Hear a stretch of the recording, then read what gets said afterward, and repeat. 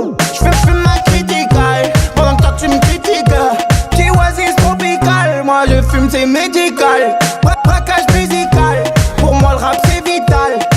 Oui je fume la beuh, couleur.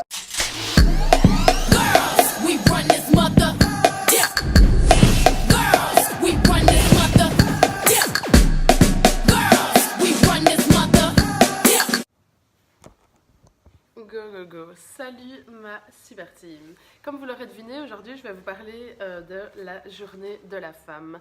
Donc bienvenue dans ma vidéo, etc. Merci de me suivre comme d'habitude et je suis de plus en plus stressée quand vous êtes de plus en plus nombreux et nombreuses à me suivre et à me regarder. Donc voilà, je fais mes salutations et tout ce qui est procédure. Le titre, voilà, vous avez compris, je parle de la journée de la femme en 5 points.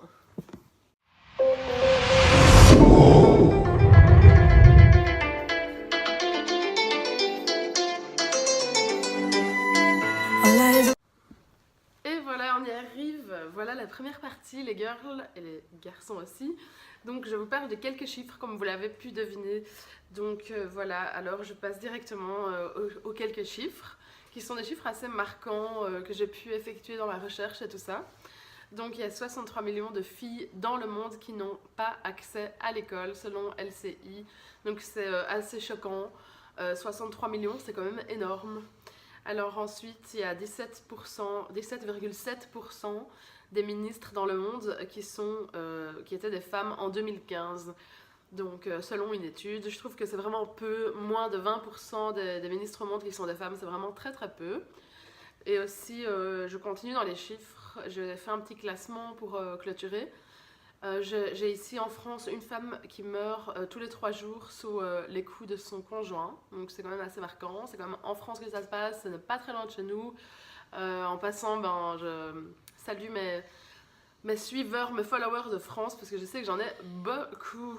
Ensuite, sur 193 pays, il y a seulement 16 pays qui sont dirigés par des femmes. Ça, c'est selon le dernier rapport de l'ONU.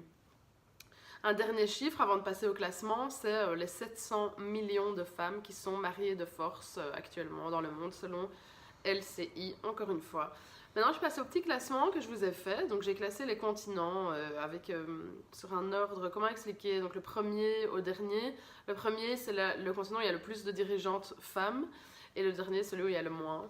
Vous allez voir, c'est assez heurtant. Donc, le premier continent où il y a le plus de femmes au pouvoir, c'est en Europe. Il y a 9 dirigeantes sur 48 pays. Donc, on va dire que ça va par rapport au restant du classement. Mais bon, voilà, on reste toujours très, très, très bas. Donc, en Afrique, ça c'est le deuxième continent. Il y a 3 femmes qui sont au pouvoir dans le continent africain. Donc, il y en a quand même quelques-unes. Vous allez être étonnés par ce classement parce que le troisième continent, c'est en Asie. Là, on a seulement 2 femmes qui sont au pouvoir. Donc on voit que ça se réduit, pourtant les continents restent aussi grands.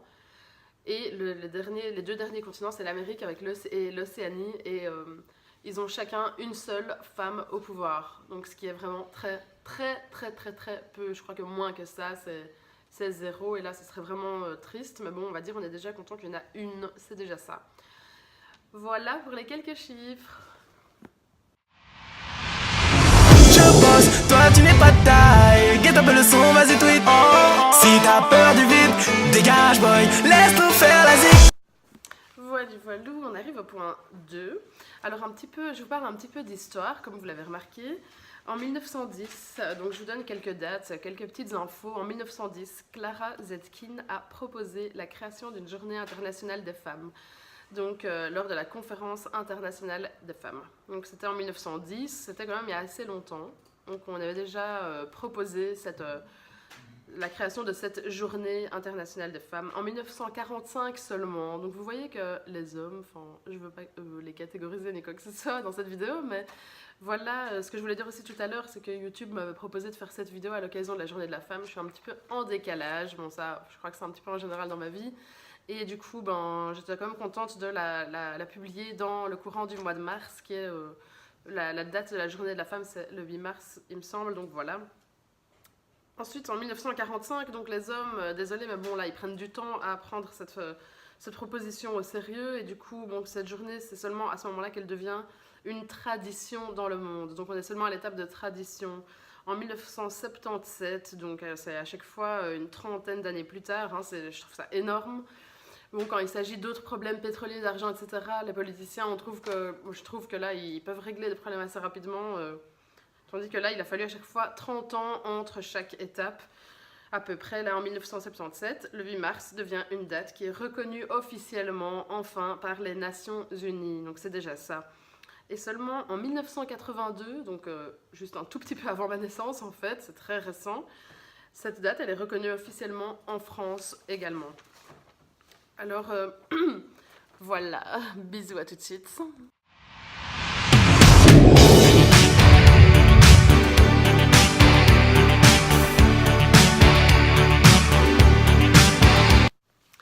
Voilà, je passe au point 3, les girls, et les garçons aussi qui regardent cette vidéo sûrement. Alors le point 3, comme vous l'avez vu, c'est les femmes vs le pouvoir. Donc ce que je vais faire ici dans ce petit point, c'est que je vais vous citer quelques femmes qui sont au pouvoir et aussi leurs fonctions actuellement. Donc je pourrais en citer tout plein, mais je vais m'arrêter juste à quelques-unes. Donc j'en ai sélectionné 4. Voilà, avec mon petit esprit, mon petit filtre et tout ça. Donc la première, c'est Christine Lagarde. C'était celle qui m'était venue à l'esprit en premier quand j'ai commencé à faire cette vidéo, parce que voilà, j'avais vu ça en cours d'économie l'année passée, quand j'étais encore à l'école. Donc, à l'école, voilà.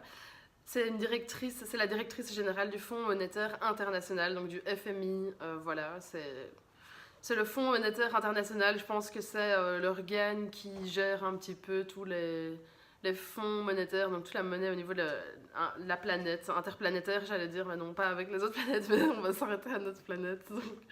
Ensuite il y a Angela Merkel que j'ai sélectionnée, qui est allemande, en tout cas qui est aux commandes de l'Allemagne depuis 2005, et bon on la voit, enfin je l'ai vue quand même souvent passer à la télé tout ça, donc voilà, j'ai voulu aussi en parler. Ensuite, il y a Theresa May qui est première ministre du Royaume-Uni. Donc voilà, c'est quand même une femme qui est première ministre dans ce pays-là. Donc je trouve ça super sympa. Et les Royaume-Uni, en plus, c'est pardon, c'est un pays que je trouve agréable. Ensuite, il y a Kolinda Grabas, je pense. J'arrive plus trop à me relire parce que j'avais pris mes notes il y a longtemps. J'ai pris du temps pour faire ma vidéo. Enfin, bref, je suis pas là pour raconter ma life, mais pour parler de la journée de la femme. Donc cette dame, c'est Kolinda Grabar-Kitarović, je pense que je l'ai bien dit. Donc c'est la présidente de la Croatie, voilà. Et la Croatie, c'est aussi un pays que je voulais encore aller visiter, parmi plein d'autres. Donc voilà, et voilà, je m'arrête donc ici pour citer quelques femmes qui sont au pouvoir, pour que vous ayez une petite idée, voilà.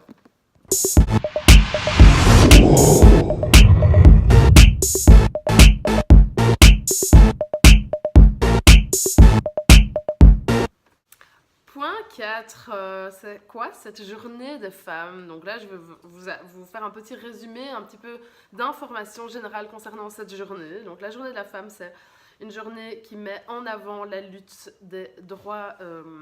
pour les droits de la femme.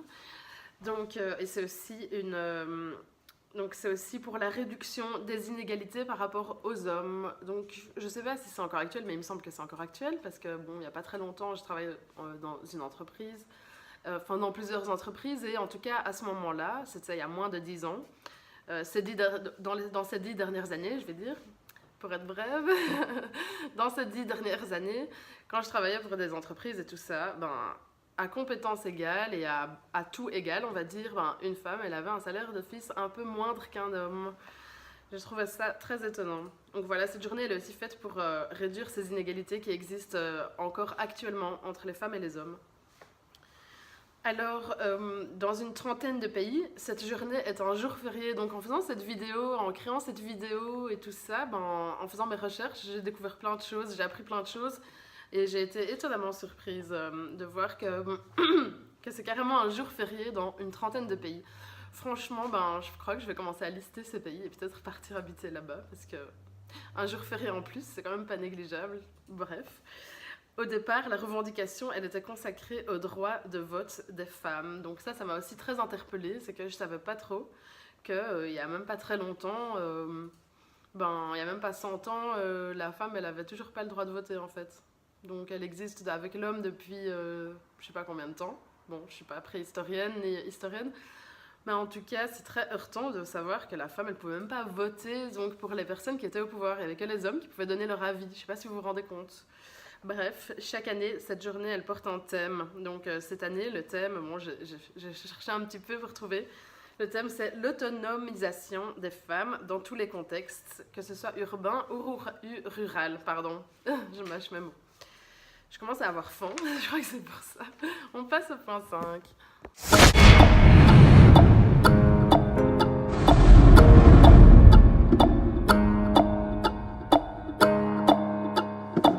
Je vous avoue que le point 5, c'est celui dans lequel j'ai pris le plus de plaisir à le fabriquer, on va dire.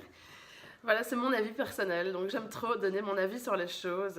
Bon, ceux qui me connaissent, ils peuvent dire que on m'a déjà dit quelques fois que j'avais un esprit assez critique et que j'avais souvent tendance à critiquer les gens, en fait. Mais bon, désolée, je suis un être humain, c'est comme ça. Bref, j'aime bien du coup donner mon avis sur tout. Donc j'ai toujours un avis sur beaucoup de choses. Donc du coup j'ai aussi un avis personnel et j'avais pas trop de 5e point, j'avais un blanc. Et puis je me suis dit, paf, ben, je vais donner mon avis personnel, c'est l'occasion pour que vous me connaissiez aussi un peu plus. Donc ce que je pense de tout ça, c'est que simplement c'est génial que cette journée existe pour la femme, enfin pour défendre les droits de la femme. Ce que je trouve dommage, c'est que cette journée soit un jour férié que dans certains pays. Je trouve que ça pourrait être un jour férié dans tous les pays de la planète. Par contre, en faisant cette vidéo, je l'ai déjà dit, j'ai appris plein de choses. Par exemple, je ne savais pas que pendant tout un temps, les femmes n'avaient pas le droit de voter. Donc, comme j'ai dit tout à l'heure, j'ai trouvé ça quand même choquant. À l'heure actuelle, et selon les chiffres, désolée de lire un petit peu, mais c'est parce que j'avais préparé mes notes et voilà, je trouve que c'est aussi intéressant de pouvoir suivre un fil conducteur. Donc à l'heure actuelle, selon les chiffres que je vous ai partagés, désolée, je suis en batterie faible comme d'hab, donc j'espère qu'il n'y a pas eu de bug, je reprends la phrase. À l'heure actuelle, selon les chiffres que je vous ai partagés, je trouve que les femmes n'osent pas assez, donc dans le sens où elles ont elles perdent plus facilement confiance en elles que les hommes, et enfin je ne sais pas, mais en tout cas j'ai l'impression que les femmes n'osent pas assez se mettre en avant, etc. Aussi créer des chaînes YouTube et tout. J'ai beaucoup de snappy qui me disent ouais, j'aimerais trop, enfin j'en ai déjà eu plusieurs qui m'ont dit j'aimerais trop créer une chaîne YouTube, faire des trucs comme toi, mais j'ose pas et tout. Bon, il suffit d'être soi-même, d'oser et de s'ouvrir au monde simplement. Et voilà, selon moi, il n'y a pas assez de femmes au pouvoir. Donc moi j'ai toujours rêvé un petit peu, on va dire, d'être genre une directrice, d'être au pouvoir. En tout cas, je trouve que c'est intéressant d'être une femme et de se diriger aussi une entreprise. Alors voilà, il n'y a pas de femmes assez... Il n'y a pas... Oh, je vais y arriver. Il n'y a pas assez de femmes au pouvoir, selon moi. Ensuite, il n'y a pas assez de femmes qui osent vraiment faire ce qu'elles veulent aussi, au fond d'elles. Donc ça, je trouve ça dommage. Donc pour clôturer, mesdames, je vous invite à profiter de votre vie et à faire ce que votre cœur vous dit de faire et vous exprimer comme vous le voulez. Et je vous dis à bientôt. Comme d'habitude, je vous remercie de suivre mes vidéos, de partager, de liker, de commenter, ce serait bien aussi. Donnez-moi votre avis et tout ça. Donnez-moi des nouvelles idées. De toute façon, bon, j'ai encore plein d'idées, donc je vous dis à bientôt. Bisous.